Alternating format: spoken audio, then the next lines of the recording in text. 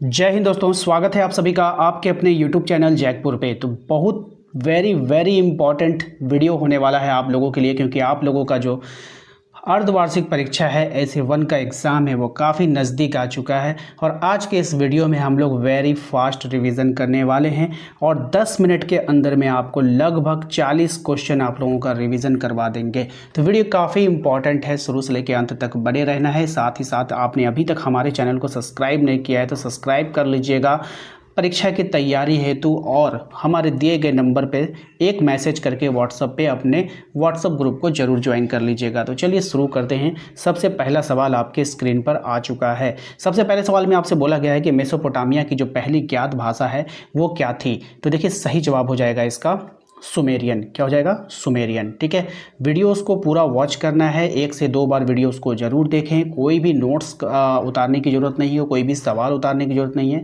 सिर्फ आप वीडियोस देख करके भी अपनी परीक्षा की तैयारी कर सकते हैं। आपके लिए अलग से प्लेलिस्ट बना दिया जाएगा।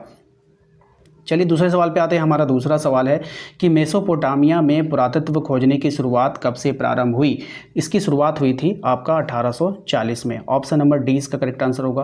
क्वेश्चन नंबर 3 पे आते हैं। कह रहा है मेसोपोटामिया के महत्वपूर्ण नदियाँ कौन सी थी। तो मेसोपोटामिया की जो महत्वपूर्ण नदियाँ हैं वो थी दजला और फरात। ऑप्शन नंबर ए हमारा करेक्ट आंसर हो जाएगा। अगले सवाल पे आते हैं। हमारा अगला सवाल है कि विद्वानों के अनुसार लेखन कला का सर्वप्रथम विकास कहाँ पे हुआ था। तो इसका जो विकास हुआ था वो हुआ था आपका मेसोपोटामिया में। ऑप्शन नंबर सी हो जाएगा। क्वेश्चन नंबर 5 पे आते हैं। कह रहा है बेबीलोन नगर का प्रमुख देवता कौन था। तो बेबीलोन नगर का जो प्रमुख देवता था वो था आपका मर्दुक। ऑप्शन नंबर 20 का करेक्ट आंसर होगा। अगले सवाल पे आते हैं। अगला सवाल है हमारा कि निम्न में से किस वर्ष दक्षिणी मेसोपोटामिया में सबसे प्राचीन मंदिर की स्थापना की गई थी। तो किस वर्ष की गई थी। तो 3000 ईसा पूर्व में किया गया था। ऑप्शन नंबर सी हो जाएगा। असुरबनिपाल कहाँ का शासक था आपको बताना है। असुरबनिपाल जो शासक था वो असीरिया का शासक था। ऑप्शन नंबर डी हमारा राइट आंसर होगा। नेक्स्ट सवाल है सुमेरियन के बाद किस भाषा का प्रयोग हुआ। तो सुमेरियन के बाद जो भाषा का प्रयोग हुआ वो अक्कादियन भाषा का प्रयोग हुआ था। ऑप्शन नंबर ए हो जाएगा। क्वेश्चन नंबर 9 है आपका मेसोपोटामिया के सबसे पुराने शहर कहाँ से युग के हैं, यानी कि कब के हैं, वो आपको बतानी है। सही जवाब हो जाएगा 3000 ईसा पूर्व मेसोपोटामिया। अगले सवाल पे आते हैं हम लोग। मेसोपोटामिया नाम भाषा के किन 2 शब्दों से मिलकर बना हुआ है। तो ये जो बना है मेसोस और पोटोमेस के मिलकर बना हुआ है। ठीक है, अगले सवाल पे आते हैं। नेक्स्ट है आपका क्वेश्चन नंबर 11। मेसोपोटामिया में किन किन औजारों का प्रयोग किया जाता था। तो यहाँ पर औजार होता था कांसा के औजार का प्रयोग किया जाता था। अगले सवाल हमारा जो मोस्ट इंपॉर्टेंट रहेगा, झूलते बाग की सभ्यता की देन है। काफ़ी बार ये एग्जाम में पूछा गया सवाल है। तो बेबीलोन सभ्यता कौन सी सभ्यता की देन है। बेबीलोन सभ्यता की देन है। मेसोपोटामिया की सभ्यता के लोगों की जो लिपि थी वो आपको बतानी है कि लिपि कौन सी थी। तो किलाकर लिपि थी। कहीं कहीं पर क्लाक्षर लिपि भी लिखकर ये आता है। ठीक है, क्वेश्चन नंबर आते हैं 14 पे। इसमें कहा गया है कि निम्नलिखित में से विश्व की प्राचीनतम सभ्यता कौन सी है। तो विश्व की जो प्राचीनतम सभ्यता है वो हो जाएगा आपका मेसोपोटामिया की सभ्यता। ऑप्शन नंबर डी हो जाएगा। नेक्स्ट है आपका अगला सवाल कि मेसोपोटामिया सभ्यता में प्रेम एवं युद्ध की देवी किसे कहा गया है। तो मेसोपोटामिया में प्रेम और युद्ध की देवी कहा गया है इनन्ना को। ऑप्शन नंबर ए हमारा सही जवाब होगा। किसकी सहायता से कुम्हार एक जैसे बर्तन सरलतापूर्वक बना लेता था। तो किसकी सहायता से बना लेता था। तो चाक की सहायता से बना लेता था। ऑप्शन नंबर ए इसका सही जवाब हो जाएगा। क्वेश्चन नंबर आते हैं 17 पे। इसमें कह रहा है मेसोपोटामिया में प्राप्त प्रथम पट्टिका कितनी पुरानी है। तो ये जो पट्टिका है वो जो है आपका 3200 ईसा पूर्व पुरानी है, याद रखना है सभी को। नेक्स्ट आते हैं क्वेश्चन नंबर 18 में। कह रहा है कि मेसोपोटामिया की सभ्यता में नगरों का निर्माण कब आरंभ हुआ था। तो यहाँ पे जो नगरों का निर्माण आरंभ हुआ वो 3000 ईसा पूर्व में आरंभ हुआ था।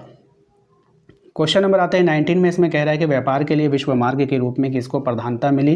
तो यहाँ पर जो प्रधानता मिली थी वो फरात नदी को मिला था। ऑप्शन नंबर सी हो जाएगा।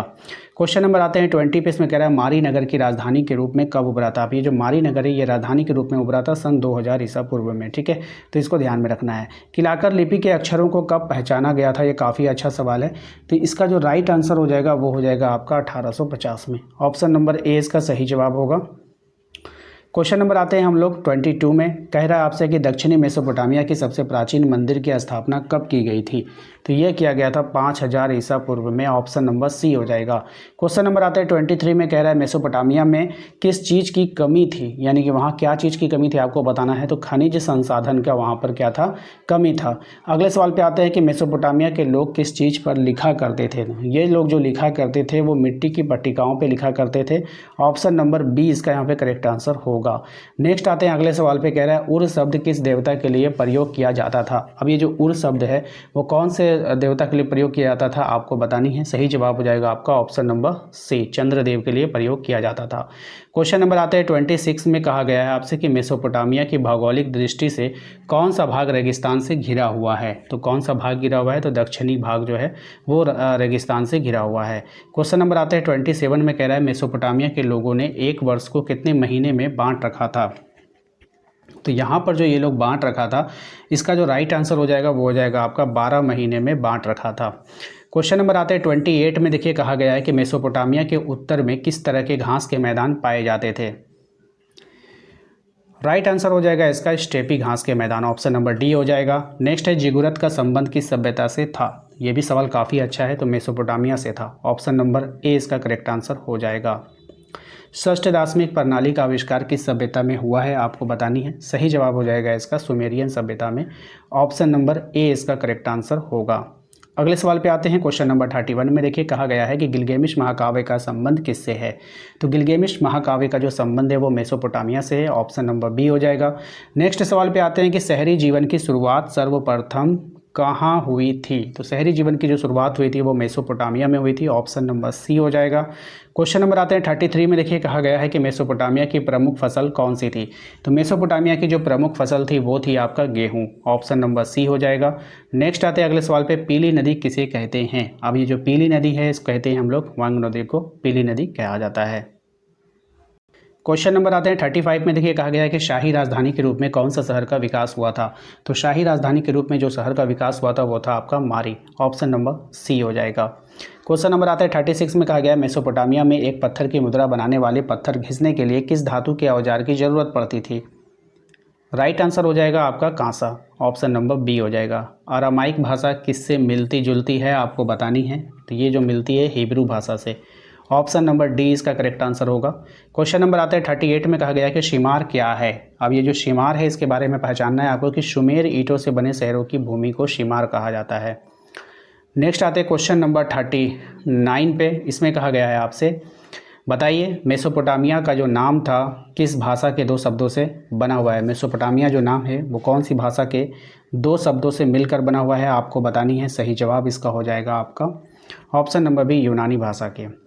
क्वेश्चन नंबर 40 काफ़ी इंपॉर्टेंट है और कई बार एग्जाम में देखने को मिला है कि वार का शीर्ष क्या है। तो वार का शीर्ष जो है आपका स्त्री का शीर्ष संगमरमर का, ठीक है, ऑप्शन नंबर ए इसका यहाँ पे करेक्ट आंसर हो जाएगा। तो दोस्तों 8 मिनट से भी कम समय लगा और आप लोगों का टोटल 40 सवाल आप लोगों का रिवीजन में आ चुका है। इस वीडियोस को 2 से 3 बार ज़रूर देखें, प्रैक्टिस करें। मैं अलग से प्लेलिस्ट बना दूंगा ताकि आप एग्ज़ाम के समय में इसको बार बार देख करके अपनी प्रैक्टिस कर सकें। तो प्लेलिस्ट पर जाकर के अपनी तैयारी ज़रूर कीजिएगा। चैनल को सब्सक्राइब कर लीजिए इस तरह के वीडियो के नोटिफिकेशन को पाने के लिए। साथ ही साथ आप हमारे दिए गए नंबर पर व्हाट्सएप पर मैसेज करके अपने क्लास के ग्रुप को ज्वाइन कर सकते हैं। मिलते हैं नेक्स्ट अगले वीडियो में। Thank you.